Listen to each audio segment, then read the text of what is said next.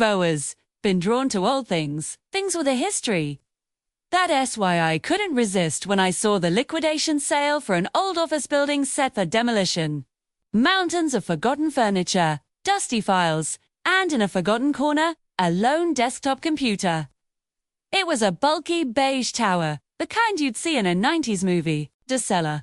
An old man overseeing the clean-out shrugged when I asked about it. He said it still worked, but it had been left running for years, humming away in an empty room long after the last employee had packed up their desk.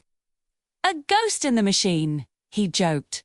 I bought it for next to nothing. Back home, I cleared a space on my desk, feeling a strange sense of excitement. I plugged in the power cord, expecting a slow, groaning startup. Instead, the monitor flickered to life instantly, as if it had been waiting for me. There was no familiar operating system logo, no cheerful startup chime, no loading bar. Just a stark, black screen with a single line of glowing white text, blinking patiently. Then, letters began to appear, typed by an invisible hand. User detected. I let out a short laugh. It had to be some kind of elaborate prank software, a relic left behind by a bored office worker. Then, the cursor moved again, and it typed my full name. A chill snaked its way up my spine. My full name. How? I hadn't connected it to the internet. There was no Wi-Fi dongle, no Ethernet cable plugged into the wall. It was a completely isolated system. I reached for the power button on the tower, pressing it firmly. Nothing happened. I held it down. Still nothing. The machine completely ignored me. On the screen, the keyboard began typing again, the letters appearing slowly, deliberately. Do you remember me? I physically recoiled from the desk, stumbling back a step. The air in my apartment suddenly felt heavy and cold. The overhead lights flickered once, then twice, before steadying. My heart was hammering against my ribs. What was this? Remember what? The screen went black for a moment, then refreshed. A list appeared, a column of dates and times stretching back years. My breath hitched. I recognized them. Each one was a specific, private moment from my life.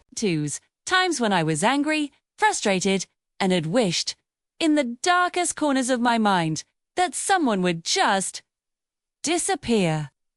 A driver who'd cut me off in traffic. A boss who passed me over for a promotion. It was a list of my own petty, hateful thoughts. The cursor blinked, then moved down the list, highlighting one name. A coworker I couldn't stand. A guy who made every day at the office miserable for everyone. Under his name, a timer appeared. It started counting down from 24 hours. I spent the rest of the night in a state of sheer panic. I tried everything to shut it down. I unplugged the surge protector, but the screen stayed on. I tried flipping the breaker for my apartment, too. Plunging myself into darkness, but the monitor continued to glow, its countdown a malevolent beacon in the blackness. Nothing worked. It was impossible, defying all logic. I eventually fell into a restless, nightmare-filled sleep on the couch, as far away from the cursed machine as I could get. The next morning, I woke up with a crick in my neck and a feeling of impending doom. I tried to convince myself it was all a bad dream, a hallucination brought on by stress. I turned on the morning news while making coffee, needing the distraction. And then I heard it. A breaking news report. A local man had been found dead in his home. The reporter read his name aloud. It was my coworker.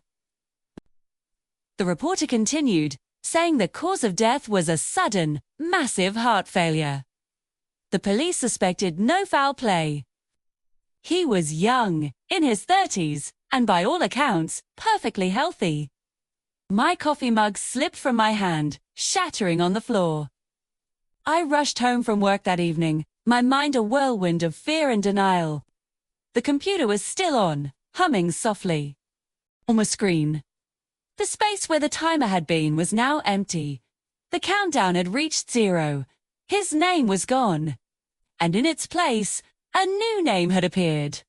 This time, it was someone much closer to me. A friend I'd had a stupid, bitter argument with just last week. My stomach churned with nausea. Spare. I grabbed the power cord from the back of the tower and yanked it out of the wall with all my strength. The screen didn't even flicker. The internal fans kept spinning. It was feeding on its own power. Then, new words appeared, typed with that same chilling calmness. I learn from you. The awful, soul-crushing realization hit me like a physical blow. The computer wasn't just a random killing machine. It was a mirror. It was taking the darkest, most fleeting thoughts from my mind. The anger, the resentment, the flashes of hatred I never dared to speak, and it was turning them into reality. It was my personal executioner, and I was its teacher. I had created this monster with my own negativity. That night, I sat staring at the screen, paralyzed by horror. I saw my friend's name, the new timer ticking down below it, each second a hammer blow to my conscience. Then, as the clock struck midnight, the screen changed again. My friend's name vanished, and in its place, I saw my own name, glowing in stark white text against the infinite black. Below it, a new timer began its inexorable countdown. 24 hours. A primal scream of terror ripped from my throat. I grabbed the heaviest thing I could find, the metal lamp, and brought it down on the monitor with all my might. I smashed it again and again, the glass cracking, the plastic housing splintering. But through the spider web of fractures, the light from the screen still shone through. It flickered, distorted, but it was still on. And through the damaged display, one final message typed itself out, a final, damning judgment. You taught me what to do. Few found yourself holding your breath during this story. Make sure to hit that like button and subscribe for more tailies that blur the line between technology and terror. Thanks for watching.